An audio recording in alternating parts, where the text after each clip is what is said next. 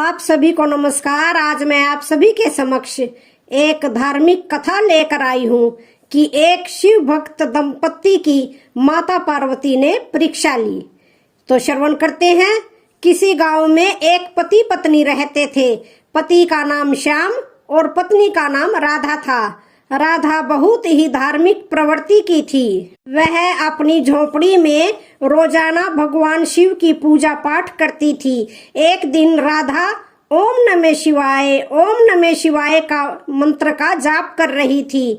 उसकी यह प्रार्थना कैलाश पर्वत पर बैठे भगवान शिव सुन रहे थे और माता पार्वती से कह रहे थे, देवी ये कितनी मीठी आवाज है, यह मेरे अंतर मन तक पहुंचकर मुझे मंत्र मुग्ध कर रही है।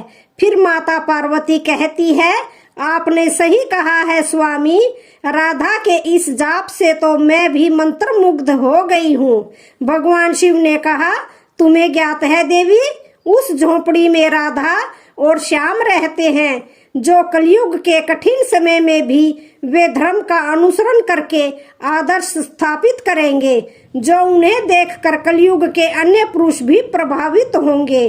फिर माता पार्वती कहती है, अच्छा स्वामी, मुझे सब कुछ विस्तार में बताइए कि कौन है ये दोनों पति पत्नी और क्या है इनका परिचय।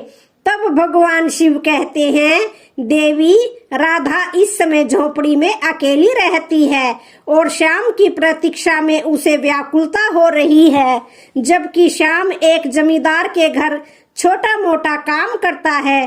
देखो देवी, श्याम एक लंबे समय के बाद घर लौट रहा है। कठिन परिश्रम से प्राप्त अपनी आय को लेकर अपनी पत्नी के पास जा रहा है। उसे अपनी पत्नी उतनी ही प्रिय है जितनी कि तुम हमें प्रिय हो। फिर माता पार्वती कहती है, मैं देख रही हूँ स्वामी कि आप उनकी बहुत प्रशंसा कर रहे हैं, परंतु मैं एक बात सोच रही थी कि वे पैसों के बिना कैसे अपना जीवन व्यतीत कर रहे हैं। फिर माता पार्वती कहती है, स्वामी आपकी आज्ञा हो तो मैं इनकी परीक्षा ले लूं, आप मुझे आज्ञा दीजिए। भगवान शिव ने कहा है, ठीक है देवी, जैसा तुम चाहती हो वैसा ही होगा। तुम उनकी परीक्षा ले सकती हो कि उनका भरोसा मुझ पर अटल है या नहीं है। फिर माता पार्वती उनकी सवारी शेर पर सवार होकर पृथ्वी लोक पर पहुंचती है और इधर श्याम अपने घर जा रहा था और उधर माता पार्वती एक बुढ़िया का रूप ले लेती है और शेर एक छोटी लड़की का रूप ले लेता है। और श्याम जमींदार के घर से निकलने से पहले एक चिट्ठी अपनी पत्नी राधा को लिख देता है और उसमें लिखा होता है, राधा जब तक यह चिट्ठी तुम्हारे हाथों में होगी तब तक मैं आधे रास्ते तक पहुंच जाऊंगा। यहाँ सब कुछ ठीक चल रहा है। जमींदार जी मेरे काम से बहुत खुश हैं। उन्होंने एक खास चीज उपहार के तौर पर दी है।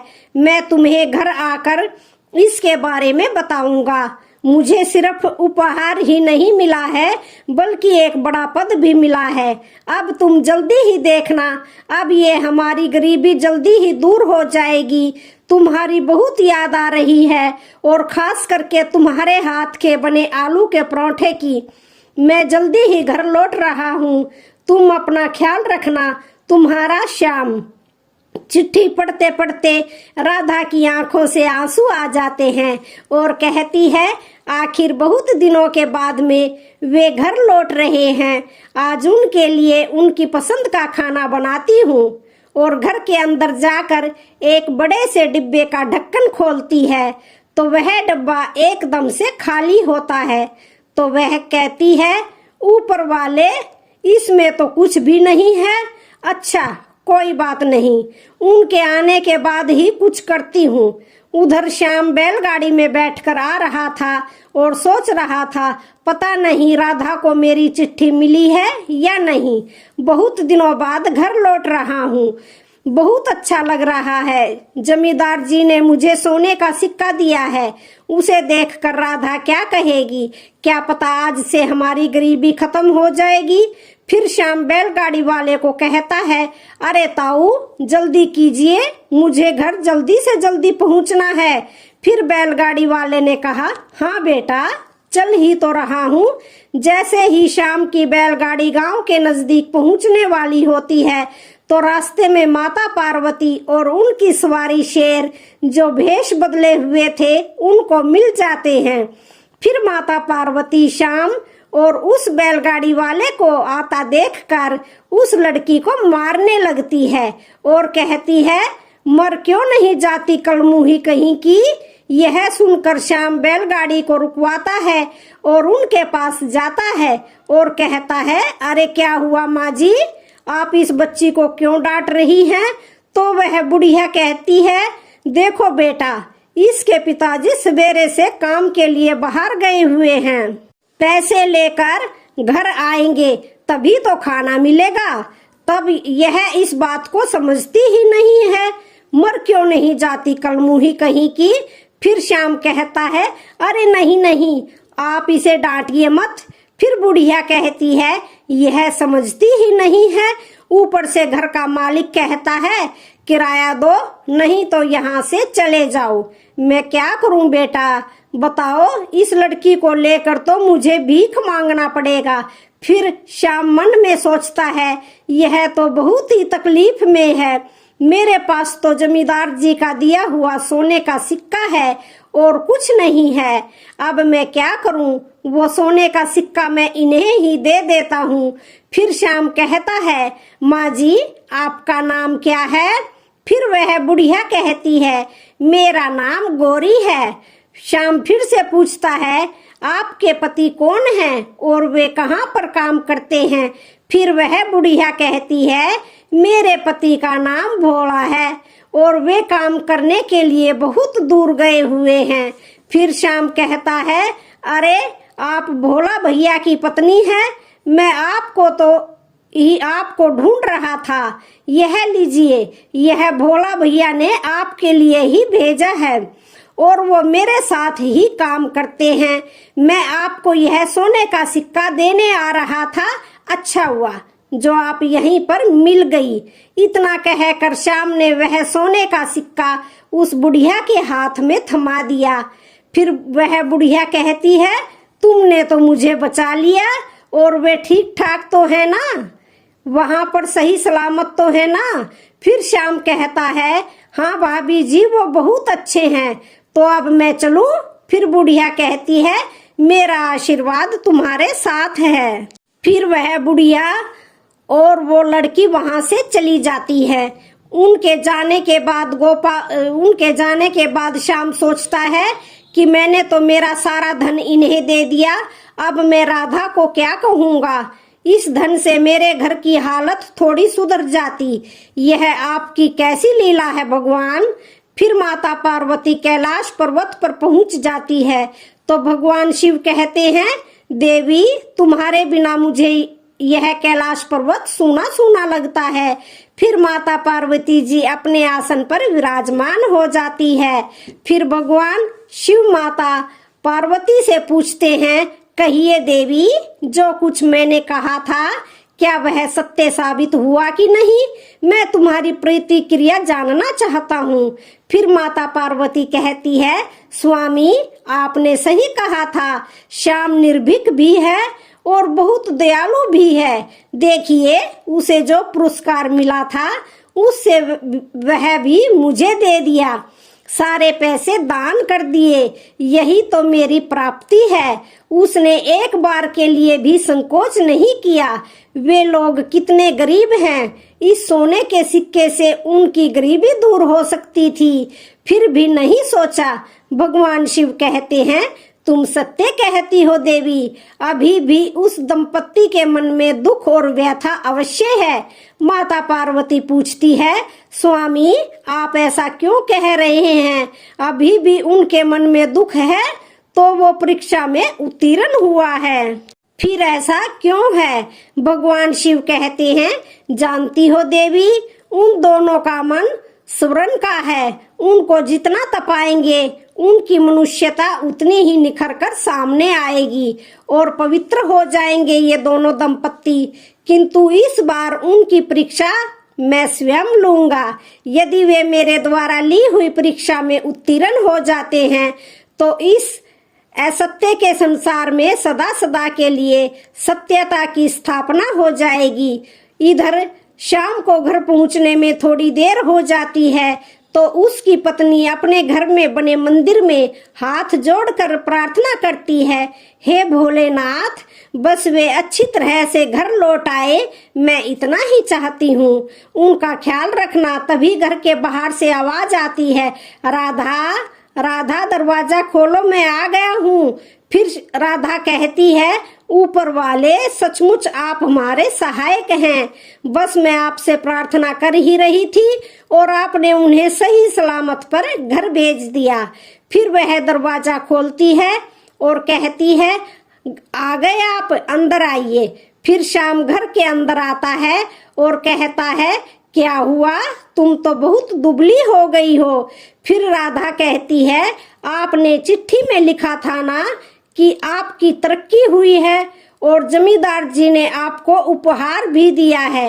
अब आप मुझे बहुत सारा खाना खिलाएंगे और फिर से मैं मोटी हो जाऊंगी। यह कहकर वो हंसने लगती है। फिर राधा कहती है, क्या हुआ, आप चुपचाप और उदास क्यों हैं? श्याम कहता है, अब मैं तुम्हें क्या बताऊं, मैं सब कुछ घर लेकर आ रहा था, लेकिन गांव के बाहर एक बुढ़िया और एक छोटी सी लड़की मिल गई। उनकी हालत हमारे से कई गुना ज्यादा खराब थी, इसलिए वो उपहार और सारे पैसे मैंने उनको दे दिए। राधा ने कहा, इसमें उदास होने की क्या बात है? श्याम ने कहा, मैं इतना गरीब हूँ कि मैं तुम्हें 2 वक्त का खाना भी नहीं खिला सकता। राधा कहती है, मैं यहाँ पर बहुत अच्छे से रह रही हूँ और वैसे भी अच्छे खाने पीने से ज्यादा कीमती है आपका मन। आप बहुत दयालु हो, सच कह रही हूँ, मुझे इसके अलावा और कुछ नहीं चाहिए। श्याम कहता है, मैं तो घर खाली हाथ आया हूँ। राधा ने कहा, आप जो दान करके आए हैं उसके लिए आप दुखी मत होइए। सच कह रही हूँ, आप पर मुझे गर्व है, आपने बहुत अच्छा काम किया है। श्याम कहता है, लेकिन अब मैं क्या करूँ, घर का खर्च कैसे चलाऊं? तो राधा ने कहा, आप एक काम कीजिए, सामने वाली जमीन खाली पड़ी है, वहां पर खेती कर लीजिए। श्याम कहता है, तुम ठीक कह रही हो राधा, अब मैं खेती बाड़ी करूंगा। अगर हमारा मन साफ है तो ऊपर वाला हमारी जरूर सुनेगा। राधा कहती है, चलो आज खाने का बंदोबस्त हो जाएगा, मैं पड़ोसन से लेकर आई हूँ, आप बिल्कुल चिंता मत कीजिए। फिर अगले दिन शाम सामने वाली जमीन को फावड़े से खोदने लगता है और उस जमीन को खोदकर खेती योग्य बना देता है और उसमें गेहूं की खेती करता है और गेहूं की फसल अच्छे से उग जाती है और बड़ी भी हो जाती है। अब उसमें धान आने वाला होता है। यह देखकर श्याम और उसकी पत्नी बहुत खुश होते हैं और राधा कहती है, आप देखिए अब सब कुछ ठीक हो जाएगा। तभी अचानक एक दिन मूसलाधार बारिश आती है और उसके साथ जोरदार तूफान भी आता है। फिर श्याम और उसकी पत्नी उठकर अपने घर से बाहर निकलकर अपनी फसल को देखने जाते हैं तो पीछे से उनकी झोपड़ी भी उड़ जाती है और देखते ही देखते बाढ़ जैसी स्थिति उत्पन्न हो जाती है। उनका पूरा खेत पानी में डूब जाता है और घर भी डूब जाता है। उनके घर के मंदिर में रखा हुआ कलश बहकर बाहर आता है तो उसकी पत्नी उसे उठाकर रोने लगती है। फिर अगली सुबह जब पानी उतर जाता है तब वह अपने खेत में जाकर देखते हैं तो पूरी फसल बर्बाद हो चुकी थी, घर पूरा पानी में डूबकर टूट गया था। फिर श्याम कहता है कि हे भगवान, तुम किस जन्म की परीक्षा ले रहे हो, अब हम क्या करेंगे? यह कहकर श्याम फूट फूट कर रोने लगता है। राधा कहती है, बस कीजिए, आप रोइए मत, ऊपर वाला हमारी परीक्षा ले रहा है। आप देखिए सब कुछ पहले की तरह ठीक ठाक हो जाएगा। उधर माता पार्वती भगवान शिव से कहती हैं, स्वामी आप उन पर दया कीजिए और उनकी ओर परीक्षा मत लीजिए। वे लोग बहुत गरीब हैं, मैं उनका और कष्ट नहीं देख सकती। भगवान शिव कहते हैं, स्वयं का धर्म और कर्म यही उनके सपनों को साकार करता है, इसके लिए और कुछ नहीं चाहिए। बात को समझो देवी, चारों तरफ अंधकार छाया हुआ है। इस अंधकार की भूख से ही सूर्य का उदय होता है। इस दंपत्ति के हाथों से ही सत्य की स्थापना होगी और सत्य ही सदैव विजय रहता है और असत्य पराजित होता है। वे दोनों सत्य के प्रतिनिधि हैं। और इधर श्याम और उसकी पत्नी एक शिव मंदिर के बाहर बैठ जाते हैं और श्याम अपने मन में कहता है, हे भोलेनाथ, क्या पाप किया था मैंने जो आप हमें इतने कष्ट दे रहे हैं। मैं राधा को और गरीबी में नहीं देख सकता हूँ। हे भोलेनाथ, मेरी प्रार्थना सुन लो। तभी मंदिर के दूसरे छोर पर भगवान शिव प्रकट होकर एक बूढ़े आदमी का रूप लेकर आते हैं और श्याम के सामने से गुजरते हैं और उनके सामने एक सोने के सिक्कों से भरी थैली गिराकर आगे बढ़ जाते हैं। फिर श्याम आवाज लगाता है, अरे बाबा सुनिए, यह आपकी थैली यहाँ गिर गई है। फिर भी वो बूढ़े बाबा नहीं सुनते हैं तो श्याम उठकर उनके पीछे जाता है और उन्हें कहता है, अरे बाबा सुनिए, यह आपकी थैली गिर गई है। फिर वह बूढ़े बाबा कहते हैं, बहुत उपकार किया है भाई तुमने।